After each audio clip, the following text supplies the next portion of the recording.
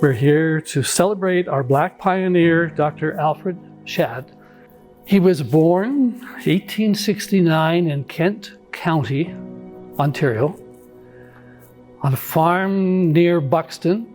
Story goes back to his being part of a very, I'd like to call them powerful family. They were very active. They were anti-slavery. They were against the segregation of schools. They thought school was very important. And this is the family frame this man was born into. He was a teacher, a doctor, a farmer, an entrepreneur, a politician, a coroner, a school trustee, a medical health officer. He was a member of the town council, the board of trade, the hospital board, the farmers elevator company, the agricultural society, the independent order of foresters, the Masonic Lodge, the Orange Lodge, and the Anglican Church Board. His contribution to agriculture in the Melfort area is remarkable. That is two examples of why we champion this gentleman and celebrate his existence on this Black History Month. I am a former board member and glad to be here as we recognize African Canadian Black History Month in Saskatchewan. SACHM, which is formed in 2004, is a charitable organization whose primary purpose is to celebrate, explore, research, document, and preserve the history, heritage, and contributions of people of African ancestry. My grandpa was born in 1872.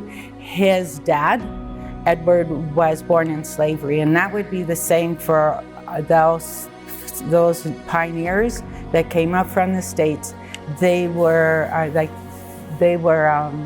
families where their parents were enslaved and came to get a new start and a place where they felt that they could raise their family and not their livelihoods or their lives would be threatened.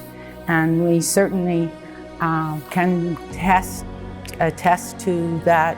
We are well and thriving and have been able to achieve many of our dreams. And so that's what Saskatchewan has done for us. Coming into Melfort in October of into Saskatoon, October 25, we landed, we allowed everybody to disembark because we had 2 kids.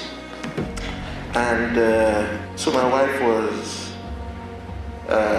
bringing the kids out and I had the luggage ahead.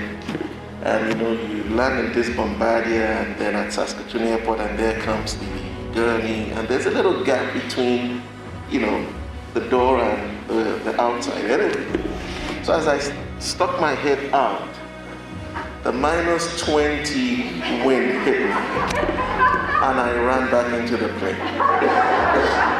My wife looked at me and said, "What's that? What happened?" And I told her, "Nothing. Just make sure you cover yourself." So if I had not come with the kids, I would have stayed on that plane and turned back.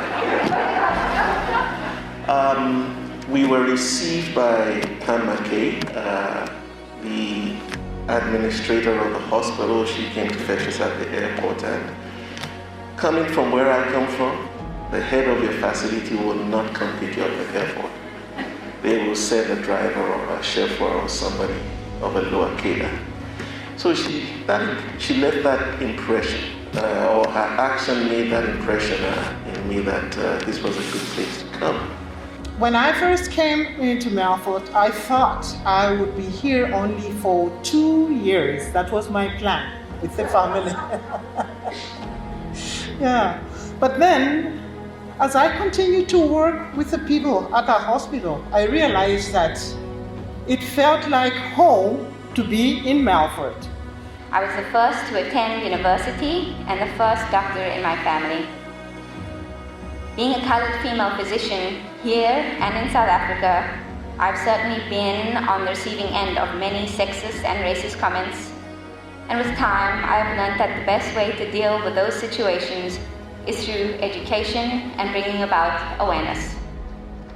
I look at Dr. Shad and his role as a teacher, farmer, entrepreneur, politician, school trustee, MHO, the list goes on.